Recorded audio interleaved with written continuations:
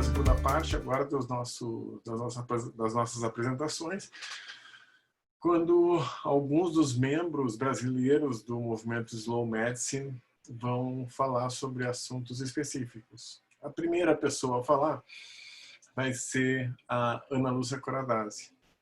E o que dizer da Ana Lúcia Coradazzi? A Ana Lúcia Coradazzi, eu demoraria um pouquinho para falar como eu a conheci, mas foi de uma maneira resumida através do contato do livro que ela escreveu, que ela me mandou no final do corredor, que é um livro emocionante, impactante, que narra as suas experiências enquanto oncologista no contato com seus pacientes. Ela também tem um blog que chama No Final do Corredor, que vale a pena ser conhecido por todos. Mas a Ana é uma colaboradora de primeira viagem do movimento Slow Medicine Brasil e uma colaboradora constante e regular. E mais do que isso, de uma qualidade impressionante. A Ana nos traz textos extraordinários, a Ana ela nos consegue fazer com que a ideia, as ideias, a reflexão da Slow Medicine consiga penetrar os lugares mais recônditos da medicina.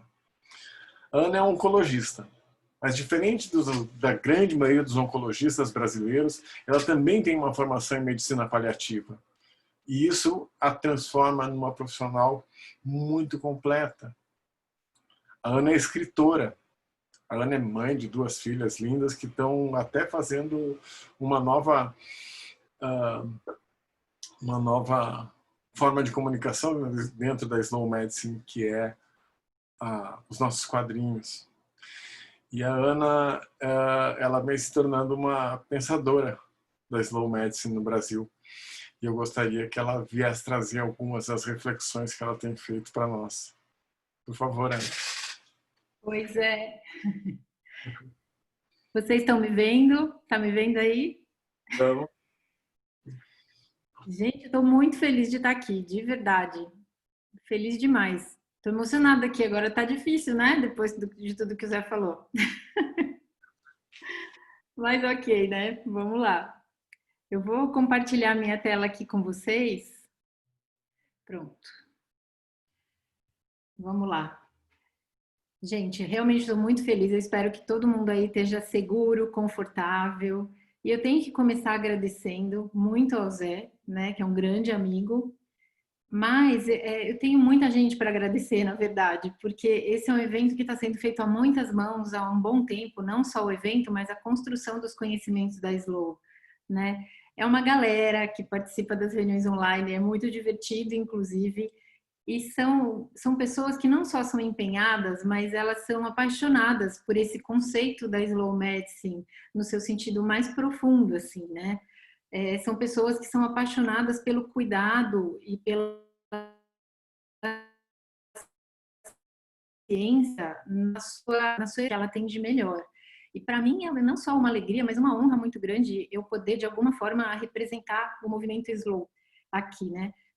Tanto o que eu vou dizer agora, como eu acredito que o que o Regis vai falar e o Daniel também, não são coisas que vieram da gente, pessoas físicas, né? São a expressão de todo um grupo, porque essas coisas a gente discute muitas vezes, a gente troca ideias, a gente vai realmente construindo um conhecimento. Então, eu queria agradecer demais a cada um. E todas as horas a gente está conversando aqui pelo WhatsApp o tempo inteiro para ver se está tudo ok. Muito obrigada. A minha tarefa aqui hoje é falar sobre irracionalidades. Não tem sido nada fácil, né? Infelizmente, a gente tem se deparado com discursos, com atitudes, com artigos científicos irracionais, alguns inclusive perigosos, e isso não deixa de surpreender a gente, né? Porque se a gente considerar que a gente está na era da informação e da tecnologia, supostamente a gente devia ter condições de analisar os fatos e tomar decisões muito melhor do que os nossos antepassados, mas não é o que a gente tem visto acontecer. E aí, quando eu estava montando a aula, eu resolvi acatar uma sugestão da doutora Lívia Calegari, que é o nosso departamento jurídico da Slow Medicine, é uma advogada meio fora da curva, e que ela mais atrapalha do que participa, mas ok. E a Lívia sugeriu que a gente trouxesse o máximo possível a filosofia e os princípios Slow para a prática diária, e por isso eu vou começar contando para vocês um caso real. Eu mudei o nome do paciente e mudei alguns dados, né, até por uma questão de privacidade, mas os fatos, infelizmente, são reais. Inclusive, tem familiares dele assistindo, estão na plateia aí junto com vocês, né, e eu espero que eu possa mostrar o caso do seu Oscar dignamente como ele merece, né. Eu vou ler para vocês o texto que conta o caso dele para não esquecer nenhum detalhe. 78 anos. Essa era a idade do seu Oscar quando seus dias finalmente se encerraram por aqui. Infelizmente, não foi o final que ele tinha imaginado para si ou mesmo para a família dele.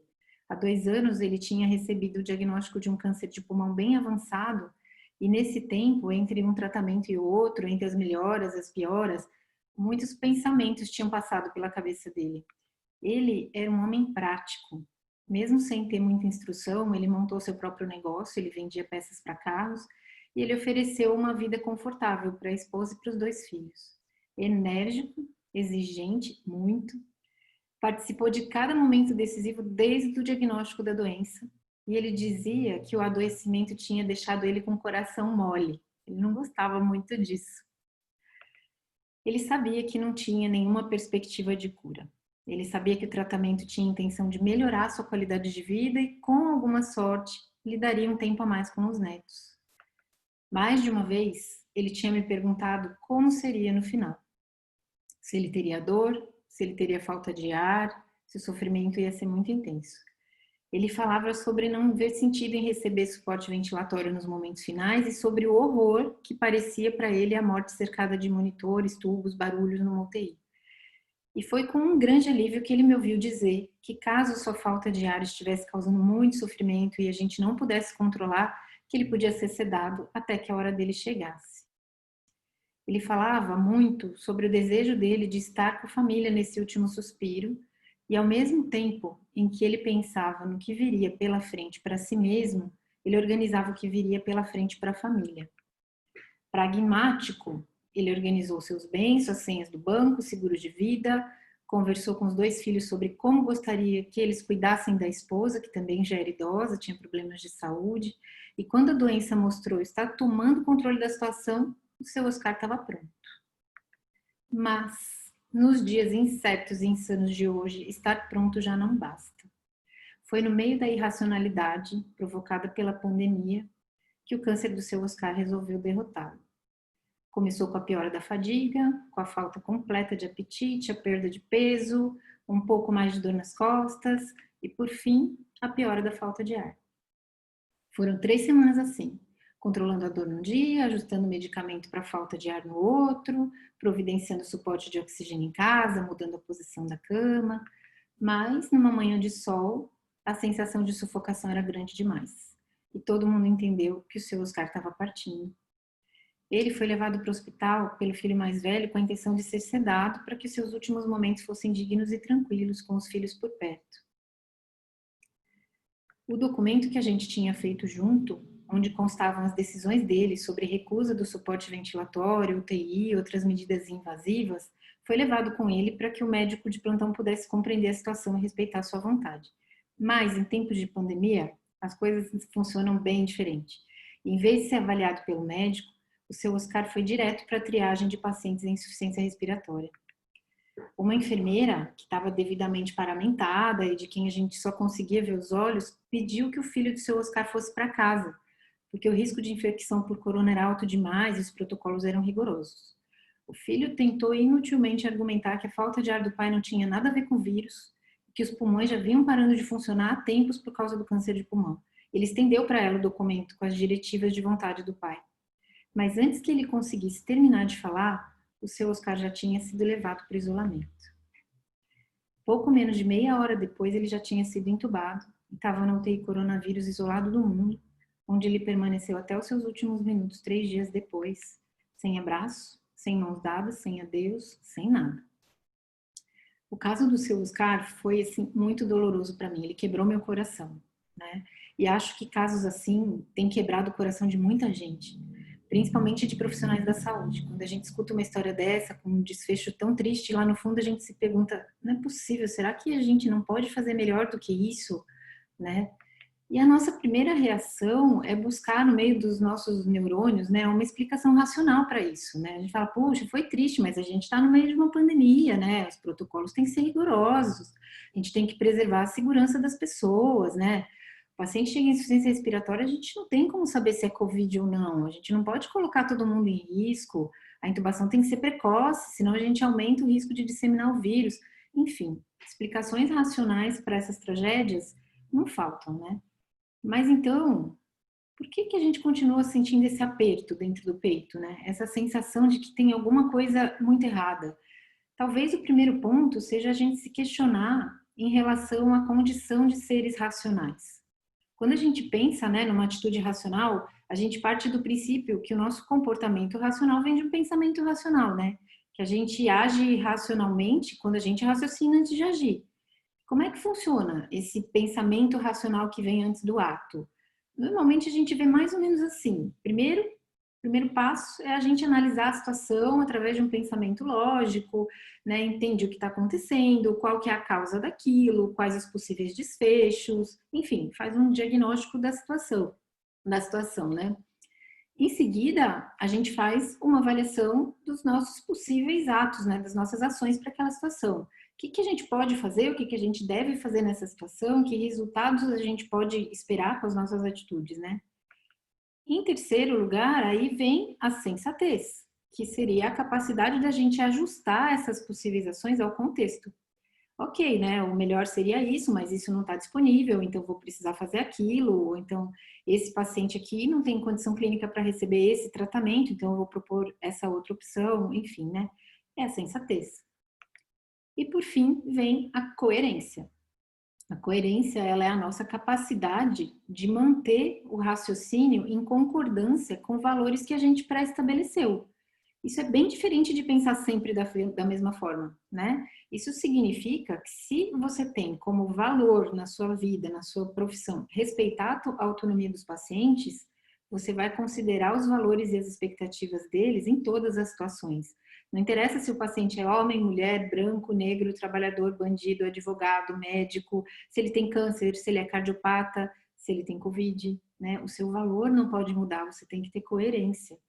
Se você tem como valor o respeito à ciência, né, que nós da saúde sempre batemos no peito e falamos sou um homem da ciência, né, sou uma mulher da ciência, você tem que respeitar as evidências científicas em todas as situações, inclusive, talvez principalmente no meio do caos, né, no meio da pandemia. Até aí tudo bem, né? A gente aprende a desenvolver esse tipo de raciocínio lógico desde a faculdade, isso não é novidade, e a gente da saúde é treinado para ser racional. Mas então, por que que a gente vê comportamento irracional com essa frequência assombrosa, né? E aqui eu não estou me referindo especificamente aos tempos de pandemia, onde presumivelmente a gente está mais exposto, né? Mas a gente assume comportamentos pouco ou nada lógicos no nosso dia a dia, né, de profissionais da saúde. E talvez um grande problema seja o fato de que a gente costuma partir do princípio de que para agir racionalmente, tudo que a gente precisa é informação e educação. Então, se a gente educa um profissional da saúde, dá para ele todas as informações necessárias, ele vai se comportar de acordo com aquilo e agir racionalmente. E aí começam os nossos problemas, né? Nós não somos algoritmos, nós somos humanos. E nós somos tão humanos quanto os nossos pacientes. E os mesmos mecanismos que regem os comportamentos, às vezes irracionais deles, também regem os nossos. Se os nossos comportamentos dependessem simplesmente do quanto a gente tem de informação, educação a respeito da saúde, a gente não veria ninguém fumando nas ruas, por exemplo. Ou será que alguém no mundo não foi informado de que cigarro faz mal? Não recebeu o memorando, né? Ó, cigarro faz mal. Não faz sentido, né? A gente também não teria mais nenhuma morte por falta de cinto de segurança no trânsito. E também, provavelmente, o McDonald's também já teria fechado as portas, né? Ninguém seria louco de comer lá. Mas as pessoas se comportam de formas ilógicas, né? Mesmo quando o que está em jogo é a saúde delas mesmas. E será que nós, da saúde, somos isentos desses comportamentos irracionais só porque a gente é profissional da saúde? e só porque a gente é devidamente instruído com relação a essas questões, isso não é um pouco arrogante da nossa parte, né? O fato é que a nossa condição de humanos, ela nos deixa expostos a vieses que atravancam o nosso raciocínio lógico, né? E esses vieses não são poucos. Tem dois que são muito importantes. Um deles é o fato de que a gente tem um cérebro bem preguiçoso em termos de raciocínio. E isso é uma verdade irrefutável entre nós profissionais da saúde. Antes que alguém me xingue, eu já vou esclarecer que não sou eu que estou falando isso, tá? É o vencedor do Prêmio Nobel, Daniel Kahneman. O Daniel Kahneman venceu o Nobel da Economia em 2002. Foi ele que elaborou as bases da economia comportamental, que permitiu que a gente entendesse como é que nós, humanos, tomamos decisões. E toda a teoria dele está descrita nesse livro, chama Rápido e Devagar, Duas Formas de Pensar, que é maravilhoso, é excepcional, eu mais que recomendo, assim, realmente mudou minha forma de pensar. Mas, fazendo um resumo bem tosco da teoria dele, ele diz que a gente tem dois sistemas na tomada de decisão do nosso cérebro, que ele chamou de sistema 1 e sistema 2, tá? O sistema 1, ele é rápido, né, intuitivo, ele age com pouco esforço, ele pega os dados que você tem ali naquele momento, constrói rapidamente uma história ali plausível com aquilo, pula para uma conclusão final, não elabora muito e tá lá. É essa a sua decisão, é isso que você tem que fazer. E ele é muito útil para a gente no dia a dia, né? A gente usa isso com frequência. Por exemplo, o paciente chega com cansaço, eu preciso solicitar um hemograma, eu preciso ver se ele está com anemia. O paciente está com tosse produtiva e febre. Opa, um raio-x, ele deve estar com pneumonia, deixa eu dar uma olhada. Então, é um sistema que gasta muito pouca energia nossa e ele é bem eficiente. O sistema 2, ele já é cauteloso, ele é deliberativo, ele é moroso, ele analisa as informações disponíveis e contextualiza essas informações, e aí, só aí, ele dá um veredito final de como a gente deve agir. Esse é o sistema que a gente usa, por exemplo, quando chega um caso escabroso, complexo, com sintomas que não batem, né, uma coisa com a outra, parece que nada faz sentido. Só que esse sistema gasta muita energia, ele se cansa fácil, né? Raciocinar com cuidado, com profundidade, cansa e exige muito da gente. Por isso a gente só aciona esse mecanismo quando é realmente necessário. Na maior parte do tempo, a gente usa o sistema 1 mesmo, que não é ruim, a gente acerta muito tomando decisões baseadas nele, e quanto mais experiência a gente tem na profissão, melhor o nosso sistema 1 fica. Ele começa a identificar as coisas com mais rapidez, ele começa a acoplar mais informações, a gente vai aumentando o nosso cardápio de situações possíveis, de resultados esperados. Sabe aquela coisa assim de você bater o olho no paciente e você saber o que você tem que fazer, sem pensar muito? É o nosso sistema 1 que está funcionando a pleno vapor. Então, assim, no mundo ideal, a gente teria uma relação saudável entre os nossos dois sistemas de raciocínio, no qual um resolve o arroz com feijão e o outro entra em cena na hora que você tem que cozinhar um risoto cacio e pepe. No meu caso especificamente, mesmo para cozinhar arroz com feijão, eu preciso acionar o sistema 2, mas tudo bem, é só um detalhe. Mas, na verdade, é assim que funcionaria, né? No dia a dia não é tão bem resolvido assim e equilibrado, principalmente em momentos de crise. E na prática, a gente sempre acaba tentando poupar esforços e energia, né? Tá aí o controle remoto e o macarrão instantâneo, que não me deixam mentir, né? Então, o que a gente faz? A gente tenta otimizar o serviço do sistema 1, né? Tornar ele mais eficiente. Na área da saúde, a gente faz isso desenhando protocolos. Nós realmente somos muito bons em desenhar protocolos. E o nosso sistema 1 ama protocolos. Você quer ver o sistema 1 feliz? Dá um protocolo na mão dele, ele decora aquilo, nunca mais ele pensa no assunto. Ele segue o protocolo e pronto. E isso funciona particularmente bem em situações de urgência, por exemplo, protocolo de AVC, né? O paciente chega com um quadro neurológico agudo no pronto-socorro. Opa, protocolo de AVC, tomografia anticoagulante, avaliação neurológica seriada. Esse tipo de protocolo já salvou milhares de vidas no mundo todo, né? E hoje, a mesma coisa tem acontecido nos nossos tempos caóticos, né? A gente tem os protocolos COVID. O paciente chegou em insuficiência respiratória aguda, opa, COVID, isola, né? Leva para UTI, entuba e deixa o sistema 2 dormir, coitado. Vamos deixar ele descansar. Só que enquanto o sistema 2 está dormindo, o seu Oscar sofre uma tremenda violência contra o seu direito à dignidade no final da vida, né? O fato é que o medo e a insegurança desequilibram esse sistema e a nossa suscetibilidade ao medo e às crises nos transforma, assim, completamente, deixa a gente à mercê dos nossos instintos e deixa claro que nós não somos seres naturalmente racionais. nós somos seres irracionais e que têm a capacidade de agir racionalmente, o que é bem diferente. Um outro viés importante que impacta as nossas decisões junto aos pacientes é o nosso horror à perda e ao sentimento de impotência. Para a gente é extremamente desconfortável não conseguir oferecer um tratamento, não conseguir tirar o paciente de uma situação grave, não conseguir resolver o problema. E às vezes é tão doloroso que a gente anula a nossa capacidade racional para diminuir a nossa dor. A gente cria scripts, né, mais favoráveis que ajudem a gente a não ter que lidar com aquilo. Tipo, mas quem sabe essa droga aqui funciona? 0,1% de chance ainda é chance, né? Enquanto a vida é esperança.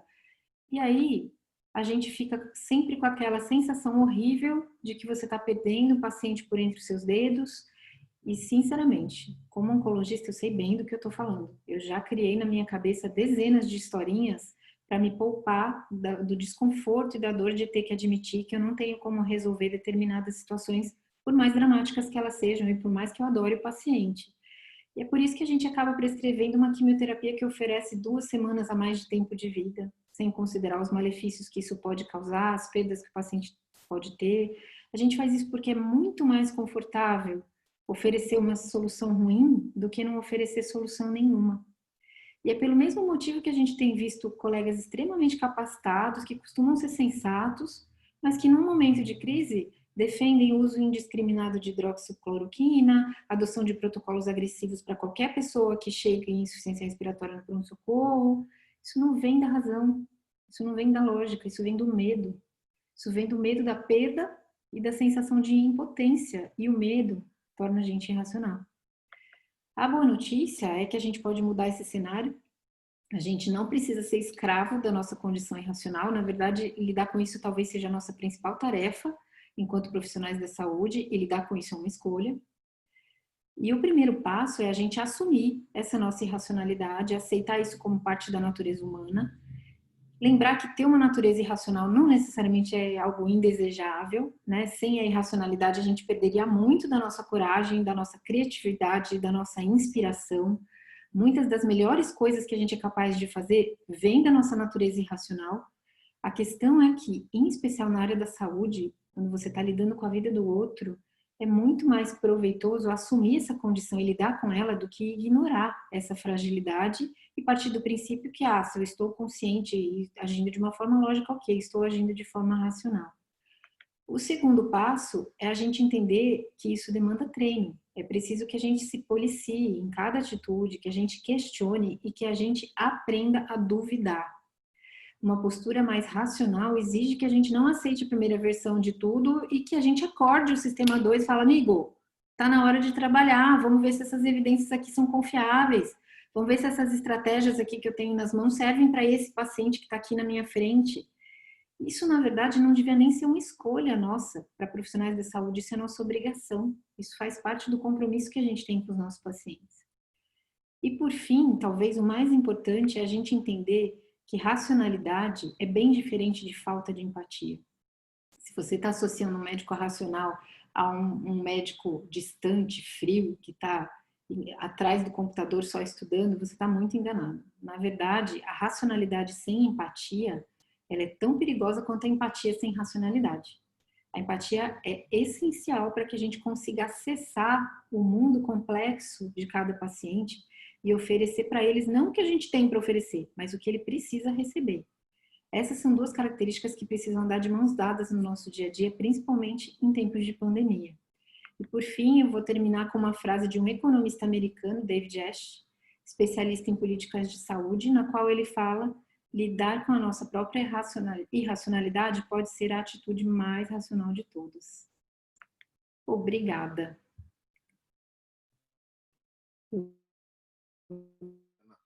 Ana, a sua palestra foi definitivamente maravilhosa. Muito obrigado por trazer essas questões para a gente. Uma das coisas que a Slow Medicine sempre me deixou entusiasmado, eu sou um médico prático, assim, sabe?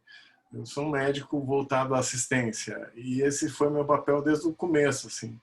E uma das coisas que a Slow Medicine me deu foram ferramentas e instrumentos que eu pudesse aplicar na minha prática cotidiana, que me ajudassem a tomar, junto com o meu paciente, as decisões mais adequadas para ele. E esse tipo de raciocínio que você nos trouxe na sua aula é exatamente o que a gente precisa para poder olhar melhor a cada situação em particular e tentar se utilizar desses instrumentos para tomar as decisões que sejam as melhores para os nossos pacientes, respeitando os valores, as expectativas deles e tentando nos utilizarmos das nossas melhores evidências para isso. A gente tem duas perguntas que vou te pedir para ser concisa na resposta delas, né? A primeira pergunta é da Juliana Martins, e ela quer saber assim, que além da medicina, como que se enxergam as outras profissões da área da saúde? Como é que a questão da interdisciplinaridade ela entra na Slow Medicine? A Slow Medicine parte do princípio, né, que o que tem que ser oferecido para o paciente não é necessariamente o cuidado médico. O que tem que ser oferecido para ele é o que ele precisa. E eu acho que seria bem arrogante da nossa parte a gente imaginar que o médico consegue oferecer tudo o que um ser humano, na complexidade dele, tem, né? Então, um dos princípios, entre todos os princípios da Slow Medicine, né, um deles é a individualização. Quando você individualiza a situação de um paciente, necessariamente você vai ter que entender todas as outras necessidades. É muito difícil você trabalhar sem outros membros de equipe, e quanto mais complexa a situação, mais você vai precisar de outros membros. Em oncologia, a gente precisa disso o tempo todo. Mas os princípios da Slow Medicine, tem gente que até fala que não devia ser Slow Medicine, devia ser assim, princípios em Slow Health, não sei. Porque eles se aplicam à enfermagem, à psicologia, ao serviço social, terapia ocupacional, a qualquer pessoa que vá lidar com a complexidade de outro ser humano. Ela precisa raciocinar da mesma maneira, com a mesma sensatez, com a mesma responsabilidade, com o mesmo respeito aos dados científicos, sabe? Para a gente não enganar os nossos pacientes, encher de expectativas irreais, né? Então, eu acho que a Slow Medicine e a multidisciplinaridade, elas são completamente grudadas, assim, não tem como você tirar uma da outra.